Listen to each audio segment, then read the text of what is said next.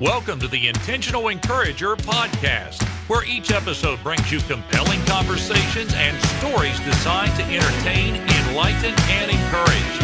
And now here's your host, Brian Sexton.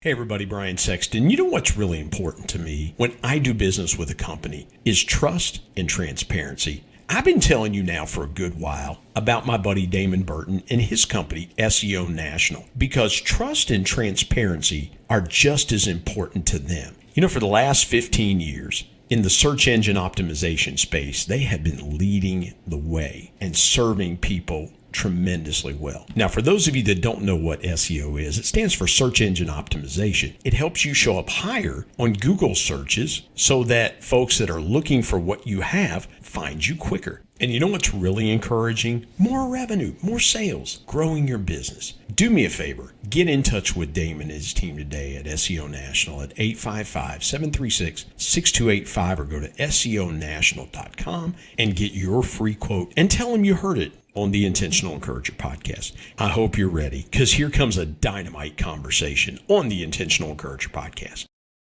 And welcome into the Intentional Encourager podcast. I'm your host, Brian Sexton. Thank you for joining us again today. Hey, back in the studio. We've done some podcasts on the road, and as you can see, back in the home dig, so we're enjoying that. And this is so cool.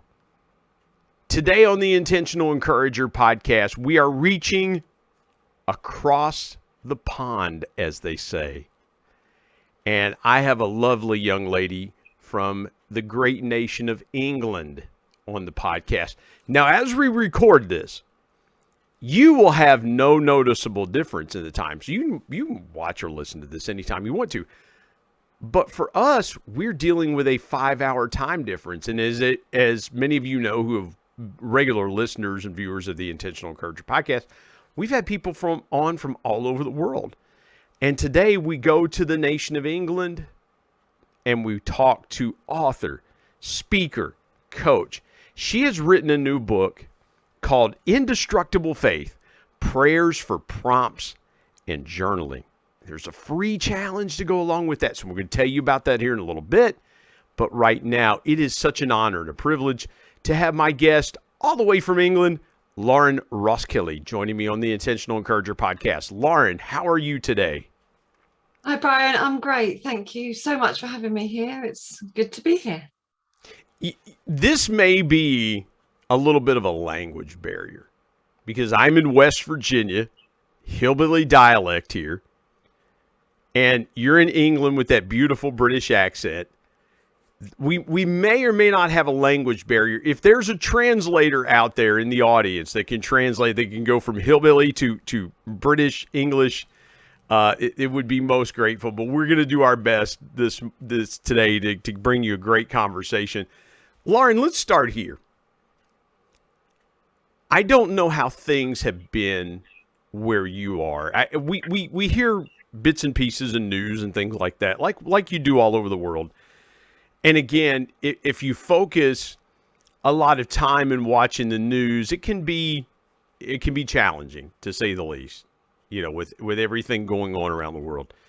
Take me through the last couple of years as our world has changed around this COVID-19 pandemic. And I've been starting here and asking this question for almost 2 years now.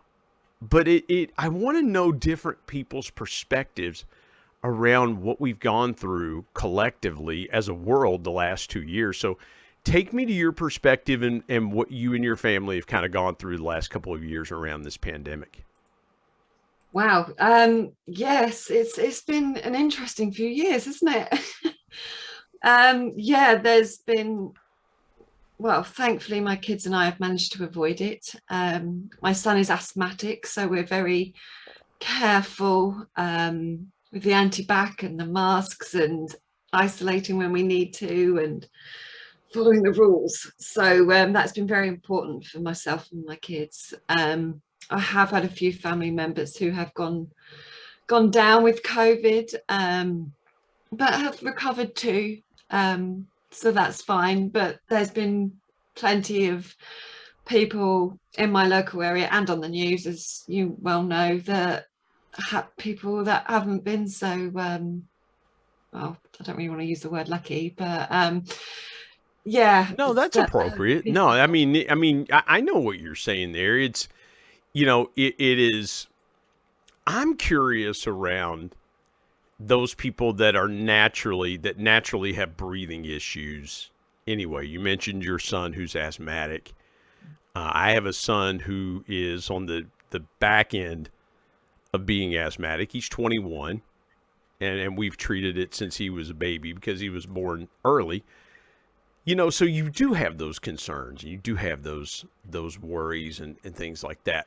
What is a lesson that you believe you'll take from this? And again, you said, and I think we've all tried to be a little more cautious, around, making sure that, when we're sick, we're staying away from people. At least I've tried to do that, if I'm not, because and I don't mean to hijack the conversation. I used to be the kind of person that would be like, if I've got a little cold, I'm going to go to work anyway. I'm just going to power through. I got to be here. I got to do what I got to do to maintain. And I think now we're all a little more cautious. Like, maybe it's not a good idea to, maybe just stay in for a couple of days and just let this thing take its course. For you, is there a particular lesson that you learned through this that when we come out of it, that you'll carry on past COVID? Well, just to reflect on what you just said there, we don't realize how much our lifestyle has changed because of it. But I remember when I was a kid, I used to get sent to school all the time with colds and coughs and things. But to think of doing that now is just, we just wouldn't do that, would we? Because I know there's other viruses and stuff out there, but always people are like, oh, have you got COVID? You have a little cough because you've got a dry throat in the supermarket and people back away. I was on an airplane the other day, Lauren. That's so funny that you mentioned that. I was flying to Washington, D.C., and for some reason I had my mask on the plane, and for some reason I got a little tickle in my throat, and I grabbed my jacket to kind of muffle the noise. I thought, if somebody hears me cough, this whole plane is going to start freaking out. And I thought to myself, are federal marshals going to come on the plane and escort me off the plane because I got something in my throat?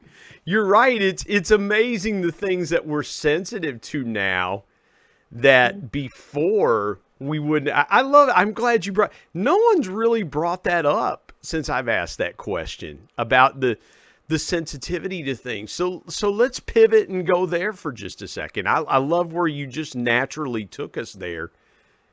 Lauren, in your community, what are you seeing in your community? Because in the United States, we get glimpses at London and Edinburgh, Scotland, and we get glimpses at major European towns, capitals of countries and things like that.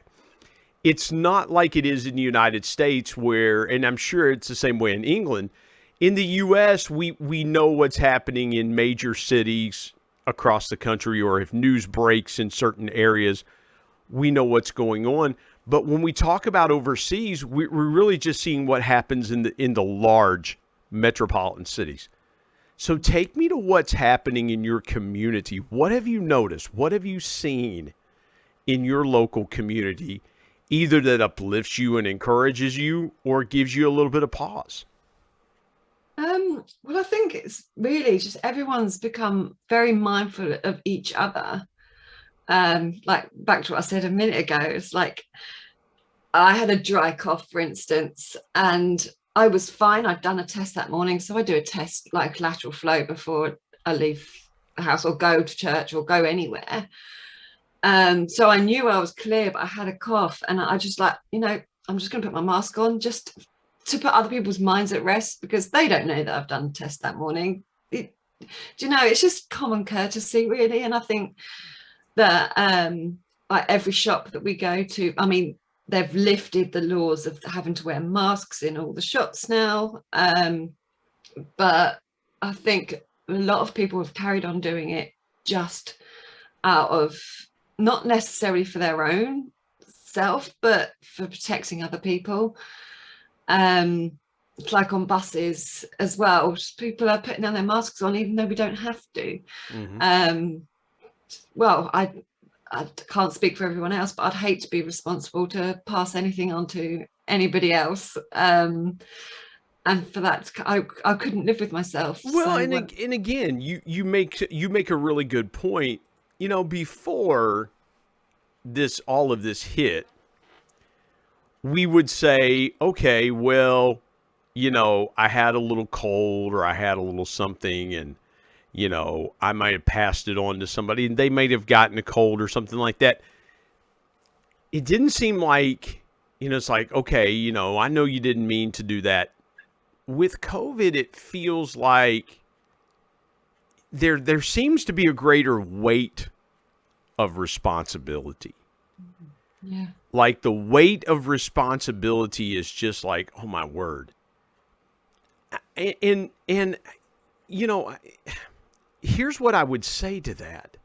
And it's not that I'm at a loss for words or anything like that. It is, I don't understand how we have gotten so hypersensitive to thinking that way, when before we would have said, hey, you know, like I mentioned a moment ago, I would have said, hey, I had a little cold.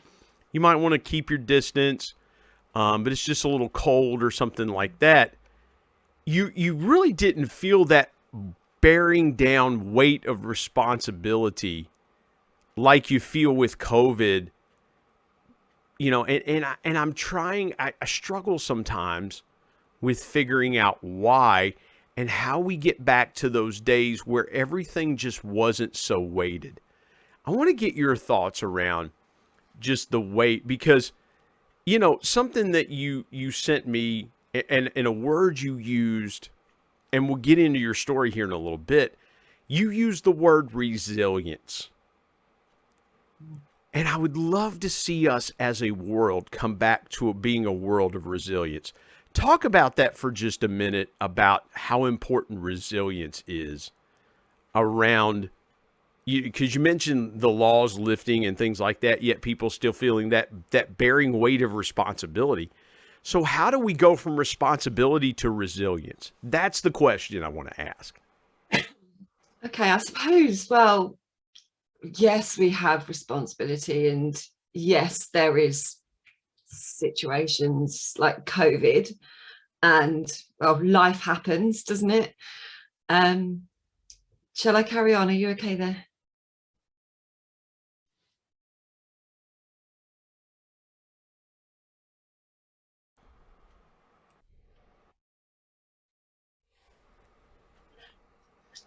Yeah, I suppose with the world at the moment, well, not at the moment, it's life, isn't it? Part of life. We've got situations, difficulties, problems, and so we will have that, and we will encounter that. I mean, we will, all the time we're on this earth, that will happen. And so that's why I think resilience is so important. And it comes back to the mindset and knowing and accepting that that is in fact part of life.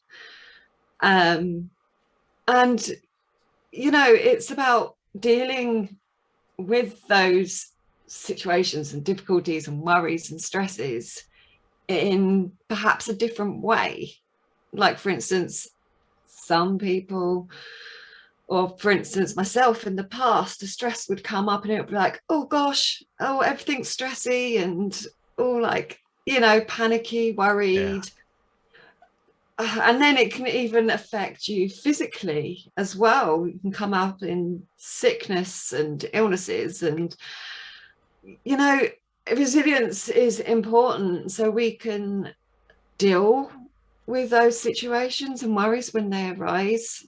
Well, you're going, I love where you're going here, Lauren, because it feels like that personal responsibility, now people feel like, well, I not only have to be responsible for myself, I have to be responsible for everyone else around me. And to your point, that can be such a huge weight on people's shoulders. Whereas before, it's like, okay, I need to make sure my family's okay. I need to make sure I'm okay. It was confined to the circle of people around you, instead of, okay, if I don't put my mask on, we've been, and I don't mean to make this political, but I think you're really diving into something, and that is the extra layers can add those stressors where in times past we haven't felt that kind of stress in our lives before, because it was just, okay, I'm going to protect me and my family. Now the messaging has been, oh, if you don't do this, you're hurting other people you don't even know. And it's like, well, I don't want to be that person. To your point just a minute ago, I don't want to be that person that hurts somebody else. That can be such an incredible burden and weight on someone's shoulders. And I know you dealt with that before with depression and other things like that. And again, I promise we will dive deeper into that. But I believe that's what's causing a lot of these things to creep into people's lives that they've never had to deal with before. When we think about that, let's go here for just a second, then we'll pause and take a break. How important is it to you to maintain an attitude and a level of encouragement within yourself? Because you've really overcome some powerful things in your life to get to where you are. And I can see a lot of the things that you dealt with, they're not the same things, but there's a lot of similarities with what other people are dealing with today. So how do you keep yourself encouraged when all the talk around you is, you've got to protect other people, you've got to do this, you've got to do that? I hope that made sense with that question, but you so beautifully led us to this point, and I just wanted to dive there a little bit deeper just for a minute. I think the word that popped up in my head as we've just been talking about this is overthinking. Like, yes, we have a responsibility. We have a responsibility for other people, our families, even ourselves, when it comes to, well, COVID and anything else, really. But then that resilience comes in, I think, when we stop overthinking about things, because there's that line, there's that boundary, and it's recognizing, yes, our responsibilities, but our minds. I mean, I've met some people who have really struggled with that, perhaps responsibility and worry of getting or giving COVID to other people. And that stems from overthinking, that they're thinking about it too much to the point where it's rattling them and bothering them and robbing them of their peace. And so we need to learn how to curb that overthinking. And by doing that, we can build up resilience. But again, that's not taking away the responsibilities that we have too. So there is a balance that we need to have. No, I love that. And you do. And overthinking can be a paralyzing thing. People can paralyze themselves by overthinking a lot of times. I love that. Let's step aside, take a break. That leads us perfectly into what we're going to talk about when we come back, and that is your new book that comes out, Indestructible Faith, Prayers for Prompts and Journaling. So we're going to talk about Lauren's new book when we come back, and later we'll dive into her incredible story. We're going to make this segment a little bit shorter after we come back from break, because I want to leave plenty of room for Lauren to tell her powerful story. My guest is author, speaker, coach, Lauren Roskilly. And she joins me here on the Intentional Encourager podcast. You come back in just a moment.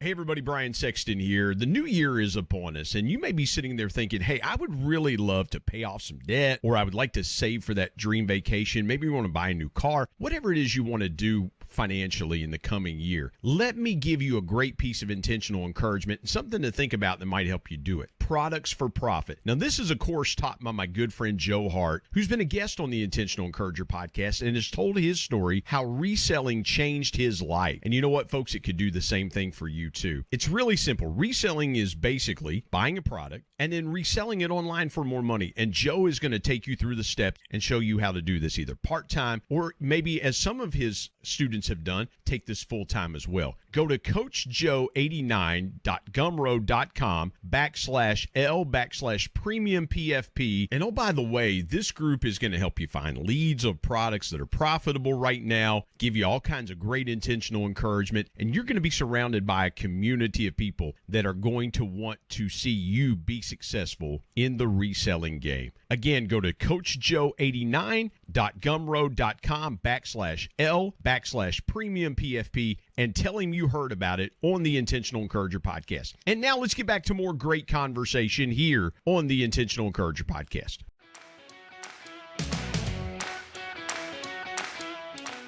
Lauren, let's talk about your new book. I was an author in December of 2020 when my new book came out, and so yours is coming out very soon. It's called Indestructible Faith: Prayers for Prompts and Journaling. Take me through the story and walk me through the journey of how your book came about, what prompted you to write it, and take me a little bit into that, into kind of behind the scenes of that process.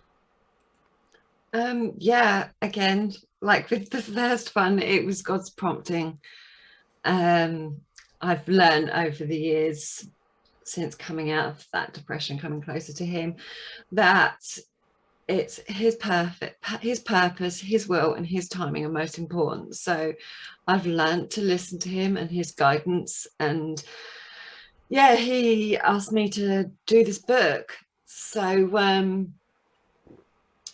it's kind of like, well, it stems from what I learned. So both the books are how almost like the steps that I took in getting from where I was to where I am now and onwards. So I'm not saying that because I'm saying onwards because it's not the end of the journey. It's we're constantly on a journey until we leave this earth. We're on that journey. Did you ever feel like that you were going to be, I mean, and maybe that's, I'm kind of jumping the gun with the question.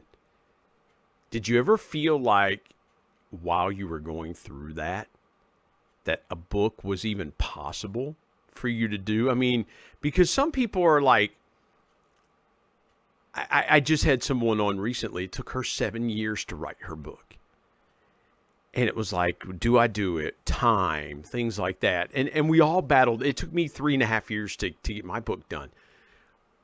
What was it like for you? Did you know right away when you felt that prompting from the Lord? Did you know right away, this is what I have to do and I'm prepared to do it? Or was there, okay, God, you've got to help me. You've got to walk me through this because I have no idea. Because it's either, what I found in my experiences is it's either one or the other. Most people are just like, let's go, let's get it done. Or some people are like, okay, Lord, you've asked me to move a mountain here. Yeah, well, I've experienced both of those with both books. So as a result of the first time, this time I learned that I needed to listen to him and act on what he told me to do at the time. But the first one was completely different because he'd asked me to write a book and I'd started keeping notes and it was going, and I hadn't started it, but I started keeping notes. And then I had such I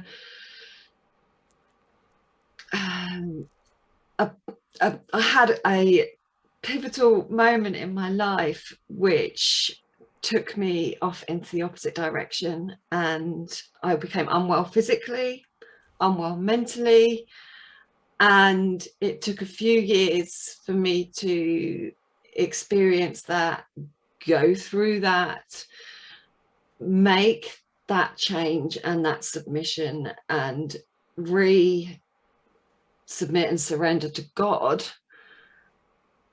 before I even started writing the book. So there was quite some time, I think it was probably 2 or 3 years before the first time he asked me to do it and it being published.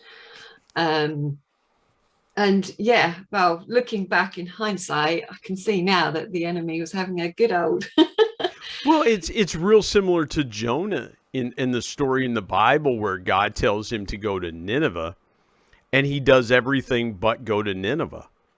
And he ends up in the belly, what the Bible calls the belly of a great fish. And, a lot of times, and Lauren, you're hitting on such a great point here.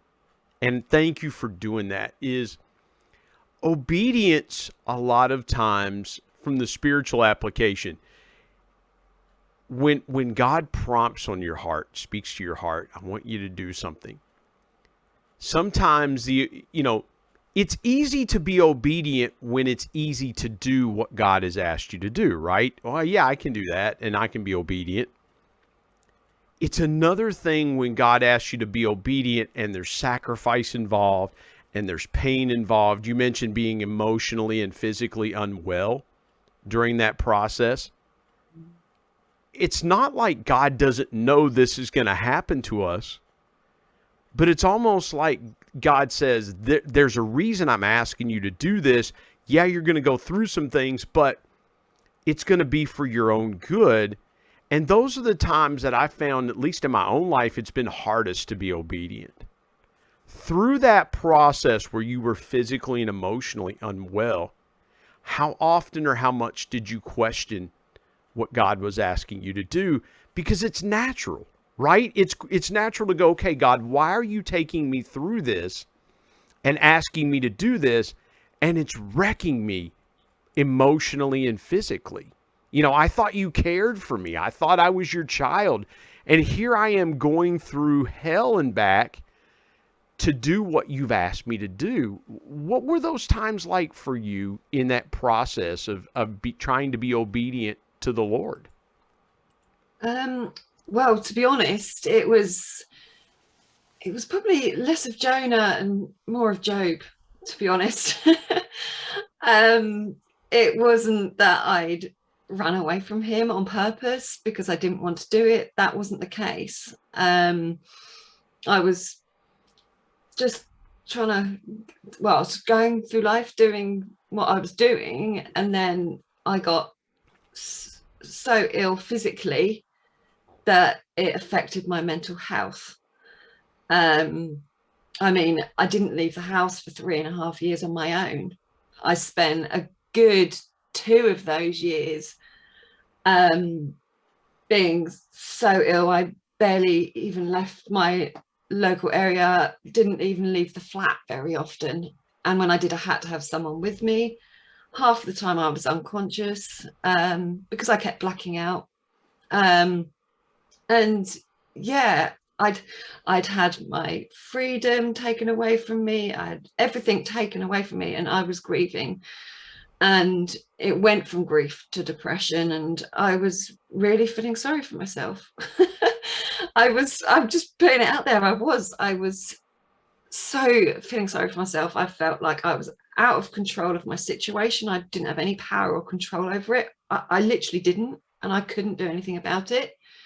My kids were looking after me, so I felt like a burden. I felt like I couldn't be the mum that I wanted to be. I had my driving license taken away from me because, I'd only been driving for 3 months, because that was something that I couldn't do because of the condition that I had. I say had past tense, so I don't know if we'll get to that, but yeah, I have been healed now. But that was a condition I had for 24 years. Do you feel like that? Forgive me, please. I've got to go here for a second.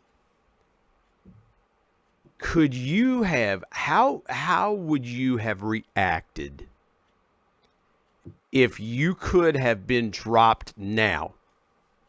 Lauren Roskilly 2022, if you could have gone back and walked into your flat and seen yourself then, do you think you could have ministered to you then in that situation with what you know now?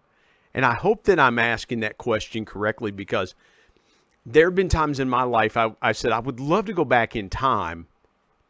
You know, when I first got married, I've been married for 25 years. I would love to go back in time and just smack myself across the face and go, you're about to marry the most incredible woman in the world, and you don't even know it. You don't know how she's going to stand by you. You don't know how she's going to love you and support you in no matter in everything that you do and walk with you through good times and bad. You have no clue. You know, you need to get a clue. Do you think you could have done that and ministered to yourself in that moment? And how would you have ministered to yourself if you could have walked into the room and sat next to Lauren going through what you went through from grief to depression? How would you have ministered to yourself? Wow. So my coaches asked me to do my first YouTube video in answering that question. So that's my first YouTube video. I was ministering to myself 5 years ago. So yeah, I definitely could. I mean, that journey that I went on, that valley or the pit, that all those negative words, which I thought that place was that I was in, was horrific. And I didn't like it one bit. And so a few times I even said, God, what is my purpose? What is the point of this? I don't know why. I'm fed up. I'm useless. There's nothing. And I felt that at the time. But like I said, hindsight is incredible. I can see now that that was part of the journey that I needed to be on. Yes, it was painful, but that pain has turned into my purpose now. And so I would say to her, or anyone going through that pain or that valley, well, firstly, it's okay not to be okay, because I was giving myself grief at the time, thinking that I'm meant to be a Christian. I'm not allowed to feel that way. That was one thing. So I'd reassure her or that person that it's okay to feel that way. Secondly, God can see you and can meet you exactly where you are right now. Please reach out to him. He knows what you're thinking. He knows your situation. He just wants you, and he wants you to look at him. So it's the whole turning your mindset around. And that's why the name of my ministry is Mindful of Christ, because for that reason, it's like, what is your mind full of? So saying to that girl, what is your mind full of? Is it full of that negative, those limiting beliefs, those beliefs that are stopping you and keeping you still? Or is it full of yourself and just all that horrid, negative, dark place? Or is your mind full of Christ? Wow, that is so powerful. Yeah, it's making that shift and making that focus, but it has to be an intentional thing. It has to be. There's no question. And I love that is a great place to hop off and take a break. But what is your mind full of? And I've told people, Lauren, I said this morning. I saw a post and someone said, you know, I need some grace today. And I responded back, those are the days that you need to encourage yourself the most. You can't pour into other people, even if you're a mom, a dad, a leader, a coach, whatever. it's impossible to pour into others from an empty bucket. Mm-hmm. You can't do it. It's like this tea that I have. I can't give someone else a drink and pour it into another cup if there's nothing in this cup to pour from. And I love what you said. What is your mind full of? If it's full of encouragement, then guess what? You're going to be encouraged, and you're going to be able to. I'm not saying that the day is just going to be sunshine and roses, and you're going to walk barefoot across fields of lilies. I'm not saying that. Yeah. It's even if you're walking barefoot and it's full of thorns, you know that you're protected. You know that everything's okay. I just got to get from point A to point B, and then I'm going to be okay. And I can do that. And so I love that. What is your mind full of? That is so powerful. Let's step aside, take a break. When we come back, we're going to dive deeper into Lauren's story. You're going to want to hear what God brought her through and how she's using that to encourage others. Folks, there may be somebody walking through something similar to this. This is why you don't want to miss this conversation with author, speaker, coach, Lauren Roskilly. Come back and join us here in just a moment on the Intentional Encourager podcast.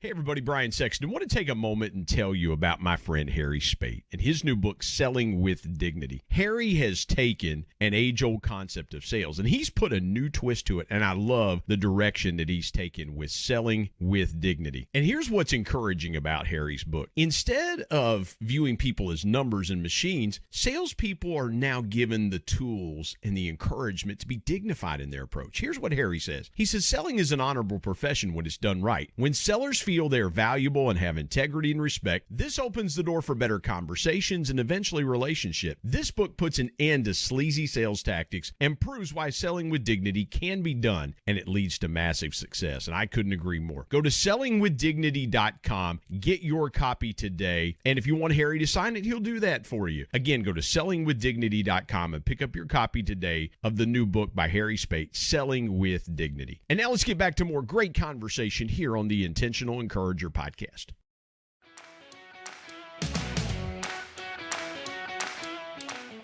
Lauren, let's dive now into your story. And I wanted to save time for your story because, again, what God's brought you through, what you've overcome is very powerful. I'm going to do my very best to step out of the way and just let you tell your story and just let people hear it in your own words. I may jump in with a question or two,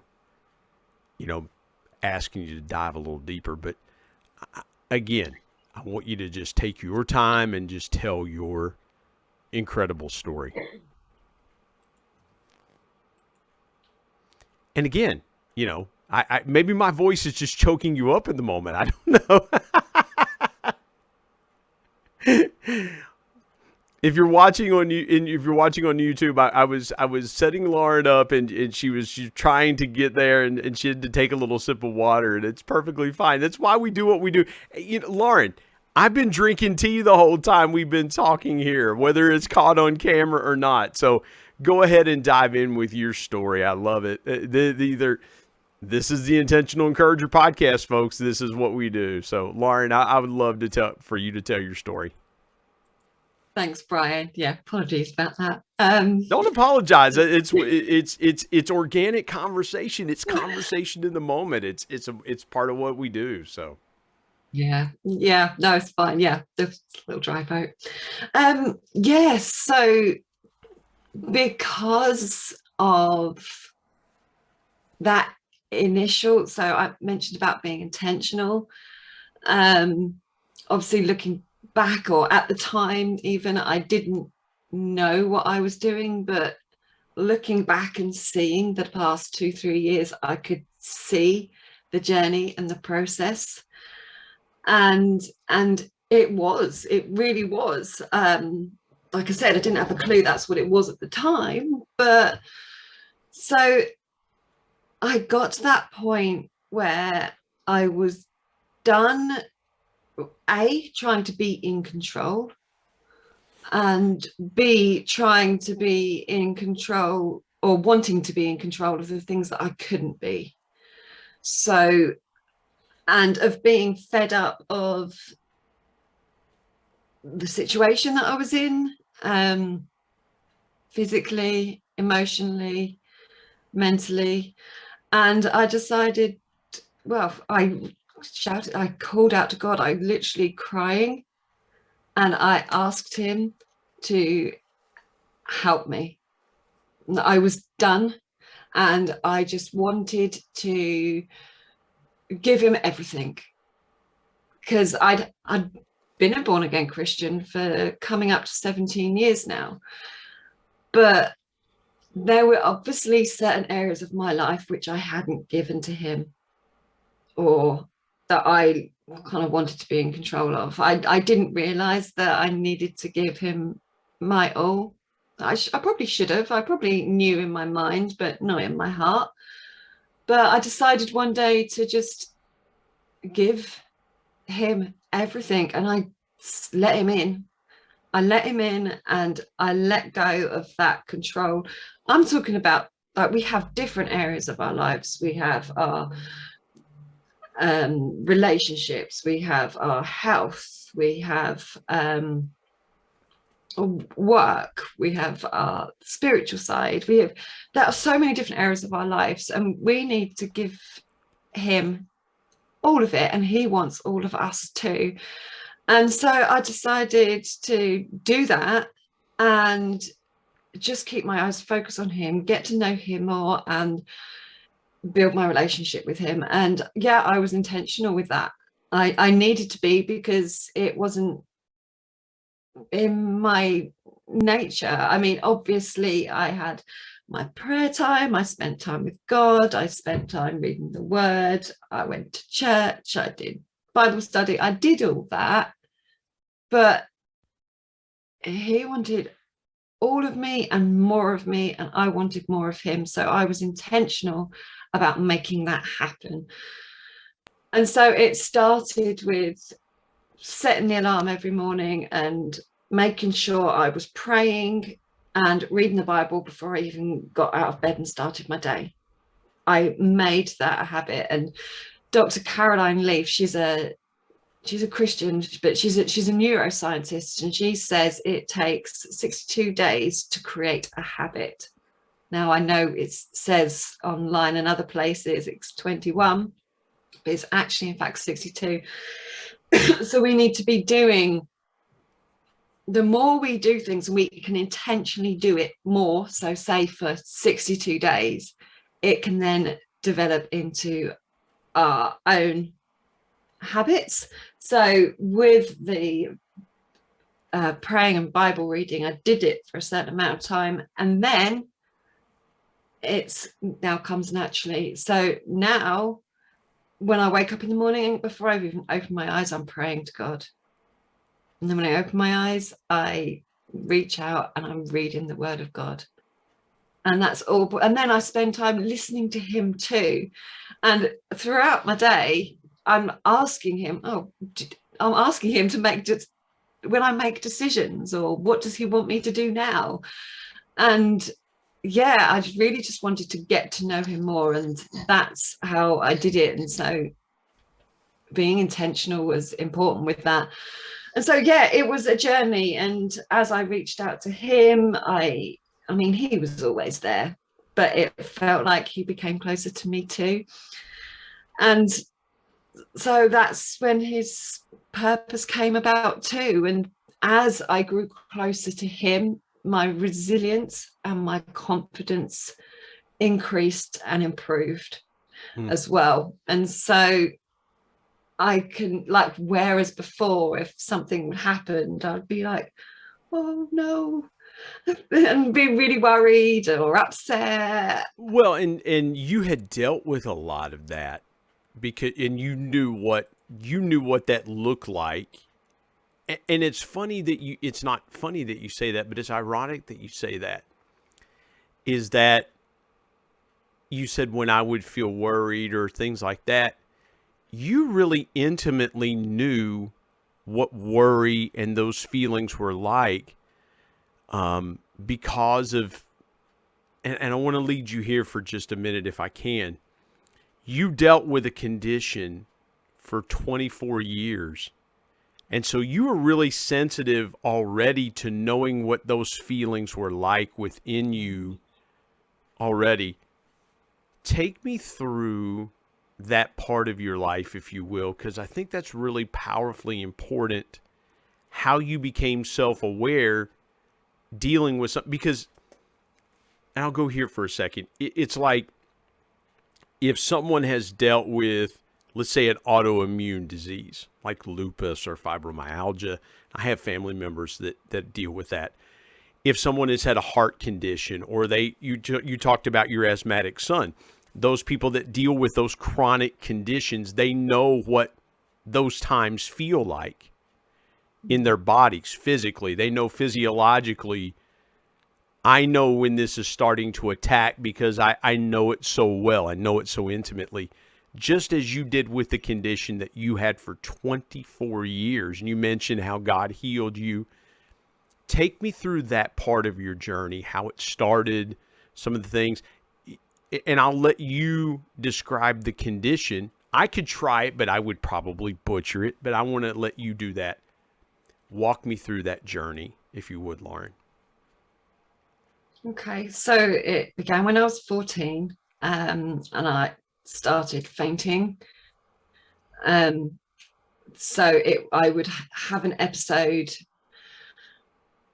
between 2 and probably 8 times a day to 2, 3, 4, 5 times a week. So it was very sporadic, and it would happen for months or even years, and then it might ease a little bit, and then it would come back and ease and come back. And it's just been like that for 24 years. And I was in and out of hospital, test after test done. I didn't get my diagnosis till 2018. So didn't know what it was. And yeah, so every time it eased, and every time I had another episode, the amount of times I woke up crying, because it was like, oh no, not again. I don't want to feel like this. I don't want to be unconscious. I don't want to keep smacking my head. It's limiting, and I hated it. And yeah, so there was times where I'd gone a period of time, and then I'd be, I don't know, in the queue in the supermarket, and I'd just go, and I'd be like, oh, that hasn't happened for a while. And it's like, oh, here we go again. And then it's another season of weeks or months of migraines and being stuck indoors again, and hospitals. And it got to the point where even the hospital said, yeah, unless you're unconscious for more than 7 minutes, don't bother calling us. It got to that point. So because I was in and out all the time, so it got to that point where they said that. But how do you know, Lauren, forgive me for jumping in, how do you know how long you're unconscious for? Because you could be, you faint, you're in a supermarket or somewhere like that, you faint, you might think to yourself, oh, it's just been 30 seconds or a minute, 2 minutes. And you could be down 5 or 10 minutes before someone, depending on where you are or something like that, before someone even gets to you. I find that fascinating that the hospital said, unless you've been unconscious for 7 minutes, don't bother coming in. You don't know how long you've been unconscious. I mean, is that fair to say that when those spells happen, it's like, okay, and we might call it over in the United States, we might call it, I blacked out, something, we've called it that. I'm just curious how are you supposed to know with that kind of broad definition? How are you supposed to know when to go get treatment and when to just go, I don't know. Was I out for 7 minutes? Who knows? No, I didn't know. And so the majority of the time I had someone with me. Like I said, for the last 3.5 years of the condition, I had someone with me all the time. So usually my daughter or perhaps a friend. But yeah, no, there were times where I hadn't had an episode for a while, so I started going back out on my own again. And I remember this one time on the bus, I was coming off the bus and I passed out on the bus. And yeah, I woke up, people around me, an ambulance was called, and it was just like, oh no. And places like that, I had to kind of go with it. I had to go into hospital because I couldn't just stand up and walk off. I didn't have a choice. And so I started the last 3.5 years, I had someone with me and I had a wheelchair as well. So because I couldn't even get 10 yards down the road without blacking out. So I had to take a chair with me. And even then I had episodes, I was with my daughter. I can give you a few, I won't bore you, but I gave you a few episodes where I was out with the wheelchair, felt those symptoms coming on, couldn't get in the chair quick enough and just went. So yeah, there was times I had to just be in the chair most of the time. So yeah, but that's all past now. How do you, and let me ask you this, because there are those that suffer with those physical conditions, to your point, that are obvious to everyone. You know, it is maybe someone, and not to be insensitive or gross, maybe someone has an incontinence issue, maybe someone has an issue like that they are just, they lose that control. You mentioned passing out on the bus, and you're like, well, I couldn't really pass that off because there was an ambulance around me and people around me, and they think there's, and naturally, and again, I don't want to dismiss that. That's the right reaction to have, because you don't know. I mean, you hope that, you know, this person might have a cardiac issue, something like that they need medical attention quickly. You knew what was going on. Nobody else did around you. How did you, and I don't want to be insensitive here, but this is what I would think. You are used to it. Everyone around you is not. How, when those episodes came, did you bounce back pretty quickly and go, oh, you know, listen, it's a condition I have, causes me to pass out or black out or something like that? How did you keep the fear down of everyone else around you? Because you knew what was happening, but they didn't. Were there, I hope I'm asking that the right way, because my personality would be, if something happened like that to me, like, listen, I'm okay, just go on about your day. Good, you know, I'm fine. I don't want to draw attention to myself. How did you, in those times that it happened, how were you able to just kind of brush it off and go, listen, it's a condition, you know, or were you able to do that? I'm curious about that, how you went about when those things happen, and it was just like, I know what's going on. I can feel it happening, and keeping everyone else around you from not just panicking in alarm. Is that a good way to ask that? Yeah, no, that's fine. I don't mind. So yeah, like I said, I usually have my daughter or a friend or someone with me. And so if someone stopped, they'll be like, it's okay, she's got a condition, we don't need help, but thank you. Or if I came to, then I would then explain, honestly, it's fine, thank you very much. And I could generally tell in myself if I needed medical help as well, because there were times I had to go to hospital and get put up on a drip because my blood pressure was just through the floor. So there were times where I did need that, and I needed to recognize the symptoms and how I was feeling to my know. Personality, Lauren, I would try to make a joke out of it. That's just the way that I am. And I'm not saying it's a laughing matter. If something like that happened to me, I would probably say, I just found out I won the lottery, or I just found out I became a grandfather, or something like that. I'm like, oh, forgive me. I just, you know, I won the lottery. Congratulations, or something like that. Or I found out I was going to inherit money. That's just the way that I'm wired. How did you keep yourself in those moments? Because you mentioned it a few minutes ago. Oh no, here it comes. I can feel it. Oh no, here it comes. how did you keep yourself going in those times where you go, when's it going to happen again? And if it does happen again, what's it going to be like? I can imagine those questions going, because you've kind of alluded to it. You've kind of dropped those breadcrumbs, so to speak. Like, so how did you keep yourself going, not knowing what hour to hour, day by day, week to week would look like with your condition? If I'm honest, I struggled because, like, especially when I had an episode, because, well, the majority of the time, probably 9.5 times out of 10, I would concuss myself. And so I woke up with a headache and it left me, it's not like, oh, I blacked out. Oh, okay, that's okay. I'll get up and carry on with my day. Occasionally that did happen, but not very often.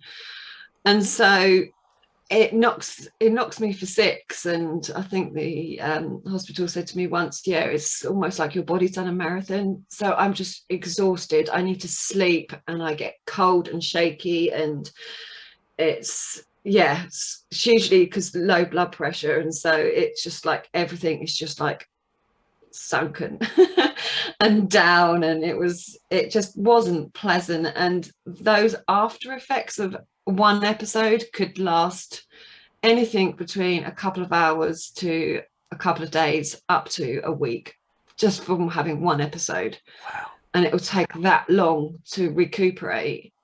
And I remember after Christmas the year before last, I had such a bad episode. I had concussion for, I think it was 10 weeks. I had a migraine. I couldn't look at a screen. It was just, I had to go for MRI, and it was horrible. And so I had anxiety then as well about going out, even when I had times where I was starting to get better, and I had to deal with that too. But yeah, no, God's amazing, and I have overcome all of that. Like, and I haven't overcome. It's funny because I had to overcome the mental and emotional stuff first before he healed me physically. And so I learned that resilience and strength through a relationship and faith in him and CBT before he healed me physically. So I still had episodes, but I felt better in my mind, and I was able to deal with it better in my mind because of that growth and healing that he led me through. How many concussions do you think you've had? Because I sit here and I'm wearing a Cincinnati Bengals jacket, if you can see, because they're playing in the Super Bowl as we record this on Sunday. In the United States, we have been so hyper-focused because football players get 5, 6, 7, 8 concussions in a career. And we've seen in the United States the long-term effects of CTE on the brain from football players. Mm-hmm. How many concussions do you think you have had in your lifetime that you could count? Lauren, if you hadn't told me, you know, Brian, every time that I have one of these episodes, I get a concussion, I would have never known. It's evident that God has healed your brain, because how many concussions do you think you have had in your lifetime? I couldn't tell you. I honestly couldn't tell you. I can't count. I don't know. Do you think it's into the hundreds? Possibly. Could well be. Wow. I don't know. But the times that have really ingrained on my mind were the last 2. So yeah, that they were the worst. That was the worst impact. Forgive me for stretching this out a little further, this conversation, but I have to ask, because I would miss it if I didn't. Okay. Take me to the moment where you felt, because you just mentioned overcoming the mental part before your physical healing came. Take me to the moment when you started feeling the physical healing and the touch of the Lord on your body and on your mind. It was definitely a process.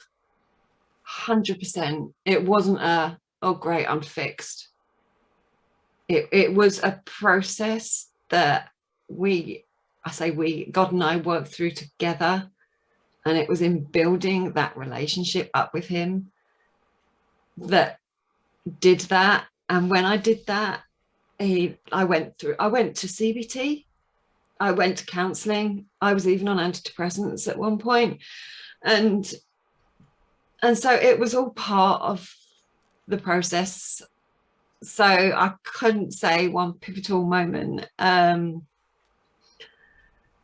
it's literally, we need to ask him. We need to, first we need to accept.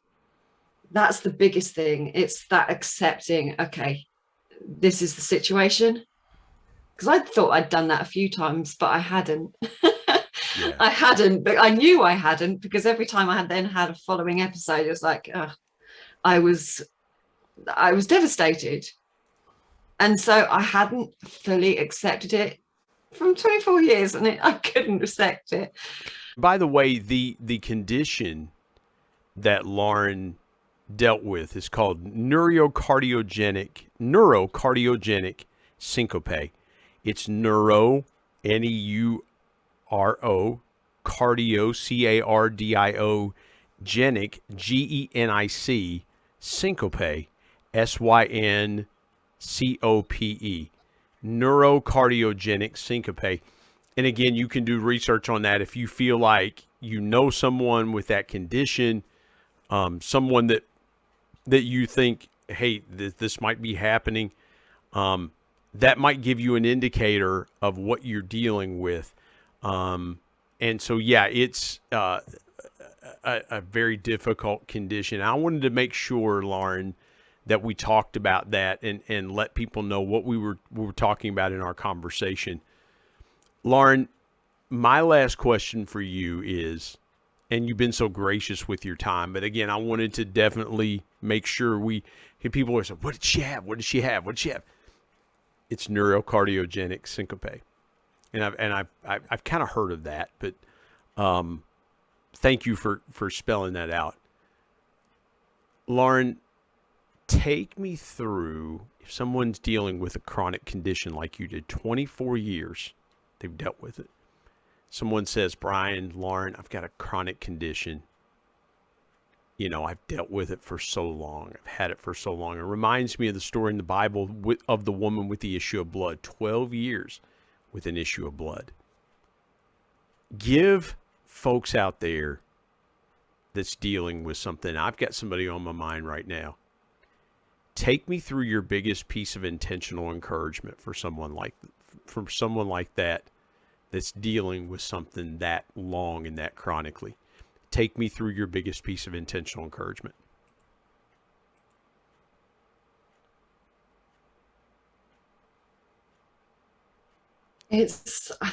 I do believe it's that, if you haven't yet already, that point of acceptance to start off with.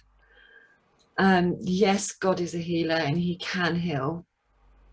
But sometimes some people aren't so blessed with being healed while they're on this earth. And so acceptance is extremely important, and learning how to deal with each, episode or the condition as it is, perhaps learning about it and practicing self-care too.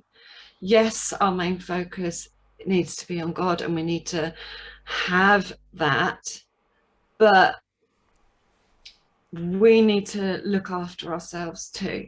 It's important to listen to what our body is needing. If you need sleep, then sleep. If you need to eat, then eat. If you need to stop eating, then stop eating. If you need a bath, if you need a rest, then go do that. It's important that we really listen to what our body and our mind needs. Yeah, and God can help you with that.